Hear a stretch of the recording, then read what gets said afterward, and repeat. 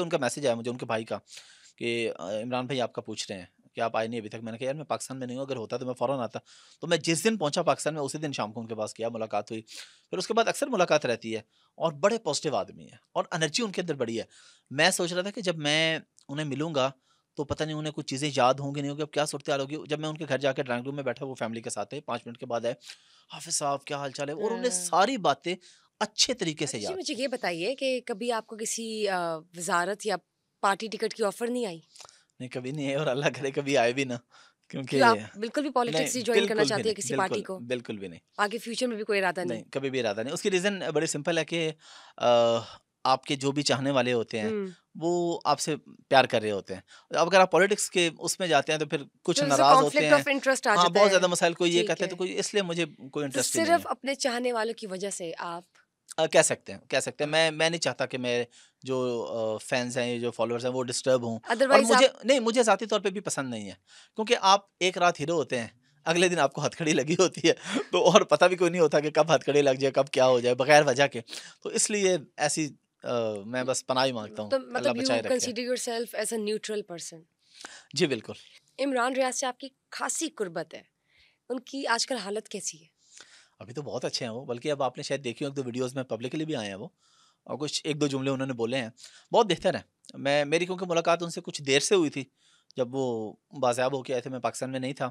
और बल्कि उनका मैसेज आया मुझे उनके भाई का कि इमरान भाई आपका पूछ रहे हैं कि आप आए नहीं अभी तक। मैंने कहा यार मैं पाकिस्तान में नहीं हूँ, अगर होता तो मैं फ़ौरन आता। तो मैं जिस दिन पहुँचा पाकिस्तान में उसी दिन शाम को उनके पास गया, मुलाकात हुई। फिर उसके बाद अक्सर मुलाकात रहती है और बड़े पॉज़िटिव आदमी हैं और एनर्जी उनके अंदर बड़ी है।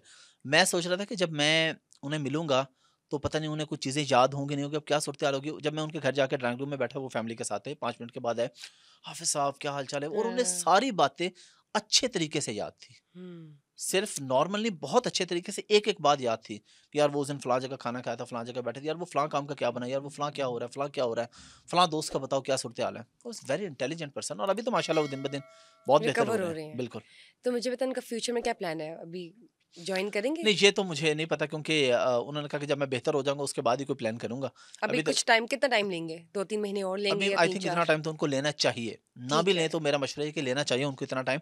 उन्हें फैमिली को टाइम देना चाहिए, ईज़ी होना चाहिए, थोड़ा रिलैक्स हों। क्योंकि हुँ। सारे इतने अरसे बाद आए हैं, फैमिली डिस्टर्ब है, पेरेंट्स डिस्टर्ब हैं, वाइफ़ डिस्टर्ब है, बच्चे डिस्टर्ब हैं। तो अभी ये पब्लिकली तो चीज़ें होती रहती हैं। मेरे ख़्याल में उन्हें अभी फैमिली को टाइम देना चाहिए और फ्यूचर में बिल्कुल आना चाहिए उन्हें, और मुझे लगता है कि आएँगे भी, काम भी करेंगे इंशाल्लाह। चलिए जी, अब मैं पूछती हूँ आपसे कि इंसान को कभी न कभी तो मोहब्बत होती है ज़िंदगी में हुँ, हुँ। और कोई इनकार नहीं कर सकता इस चीज़ से। तो हुँ। आपको कब हुई या कभी हुई? नहीं, और अब तो हो भी नहीं सकती, क्योंकि मैं इतना इस मामले में हूँ ना अपनी बेटी के साथ, कि मुझे उसके साथ इतनी मोहब्बत है ना कि मैं उसकी कोई भी चीज़ कभी भी शेयर नहीं करना चाहूँगा। मैं कहूँगा मेरे पास जो कुछ है सब कुछ उसी के लिए या उसके बहन-भाइयों के लिए होना चाहिए। तो इसलिए इस हवाले से अब मैं आज़ाद हो चुका हूँ। लेकिन व्हेन यू वर अनमैरिड, हुँ। तो कभी मोहब्बत हुई हो? कभी मोहब्बत हाँ। मैं आपको एक चीज़ बताता हूँ। एक तो मोहब्बत करने का टाइम ही नहीं था। मैं आपको सही बात बता रहा हुँ, हूँ, मैं मास्टर्स के पार्ट 2 में था जब मैं चला गया था यूके काम करने के लिए। आप एक ही काम कर सकते हैं, या आप मोहब्बत कर सकते हैं या आप पैसे कमा सकते हैं। हुँ। आज के दौर में अगर आप हमारे नौजवान देख लें, मैं आपको बिल्कुल ओपन बात बता रहा हूँ। जो भी नौजवान हमारा पैसे नहीं कमा रहा, उसका मोबाइल पकड़ के देख लें, वो लड़कियों से रातों को बातें करता है। हुँ। इसलिए वो पैसे नहीं कमा रहा। और मैं बड़ा फ़ॉर्मूला बताता हूँ कि अगर आप चाहते हैं कि आप पैसा कमाएँ, तो आप 6 महीने के लिए, मैं लड़कों से कहता हूँ कि 6 महीने के लिए आप नियत कर लें, किसी गैर महरम से बात नहीं करनी। आप अमीर हो वो जाएँगे। फिर खुद ही आ जाएगी। हाँ, उ उसके बाद ऑटोमैटिकली आ जाएगी, फिर आप अमीर हो जाएँगे। हाँ, मतलब तो एक मैं फ़ॉर्मूला शुरू है से, ना? क्योंकि मेरा फ़ोकस ही उधर था, हाँ, और दूसरा हमारे से किसी को मोहब्बत हाँ। होनी ही नहीं फर्स्ट थी। अर्न मनी तो एंड हम, देन हाँ, पैसा हाँ, कमाएँगे सब कुछ हो औरत तो आ जाएगा। ही जाएगी। बिल्कुल। औरतों को पैसा अट्रैक्ट्स फैसिनेशन। एक रूल है ना, एक क्या कहते हैं, मीम और एक शुगल की एक और बात आप है। देखते रहते हैं, बहुत से मामलात ऐसे होते हाँ, हैं। लेकिन ये एज होती है, ये एज अगर निकल जाए तो आपका कारोबार या आपने जवानी जो अपनी हुँ।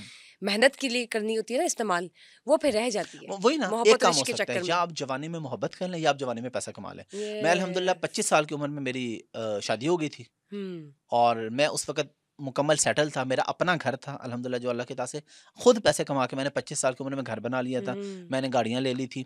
मैंने फैमिली को शादी के फ़ौरन बाद अपनी फैमिली को, यानी वाइफ़ के साथ भी कुछ अर्से के बाद फैमिली को भी पूरी को उम्रा चलिए करवाया, गुड, वाइफ़ को दुबई का माशाल्लाह। टूर करवाया। तो मैंने 25 साल की उम्र में ये सारे काम कर लिए थे, जो 25 साल की उम्र में लोग लड़कियों को टेक्स्ट कर रहे होते हैं। ये राइट। मैं उस टाइम अपनी वाइफ़ के साथ दुनिया घूम रहा देखिए था। प्रायोरिटीज की बात है, चॉइस की बात है कि आपने अपनी लाइफ में क्या आगे सेट किए हुए गोल्स। तो ये आपने बड़ी पैसा देखें सबसे बहुत बड़ी प्यारी बात चीज़ है, की है कि ये जो पैसा हो तो हाँ, सब कुछ आ जाता है आपके लेकिन पास। आपने मेहनत की ना।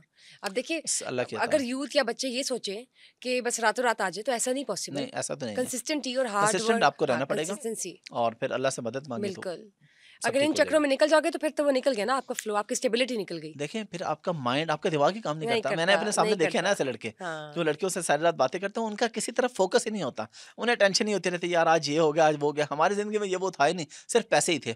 मैं 18-18 घंटे यूके में जॉब करता रहा हूँ। हुँ। अब यहाँ से आप खुद अंदाज़ा लगा लें, जो बंदा मोहब्बत करता है वो 18 घंटे काम नहीं कर सकता। क्योंकि मैं 6 घंटे सोता था 18 घंटे में, क्योंकि आपको पता है यूके में पर आवर पैसे होते हैं ना, तो जितने घंटे काम करो उतने पैसे बनते हैं। मैंने पैसे कमाने पे ज़ोर रखा। सही किया आपने। You are setting an example, a perfect example for us, क्योंकि हमें तो ज़रूरत है ऐसे लोगों की, ऐसे आइकन्स की, पर्सनैलिटीज़ की जो पाकिस्तान के आने वाली नस्ल को मोटिवेट कर सके, क्योंकि आपको पता है हर जगह हमारे हालात क्या हैं। हाँ, बिल्कुल, तो व्हाई नॉट, घर बैठे-बैठे भी कमाया जा सकता है। वेले और फ्री बैठने से बेहतर है कि आप कुछ कमा लें। बिल्कुल, बिल्कुल। मुझे ये बताओ, आपको गाने सुनने का शौक है? पहले तो बहुत सुनता था, हुँ। अब बहुत कम है। सुनता हूँ कभी-कभी, ऐसा नहीं है कि, लेकिन अब क्योंकि काम की वजह से बिज़ी होता हूँ, ट्रैवलिंग में भी कोशिश होती है कोई ना कोई नई चीज़ सीख लूँ।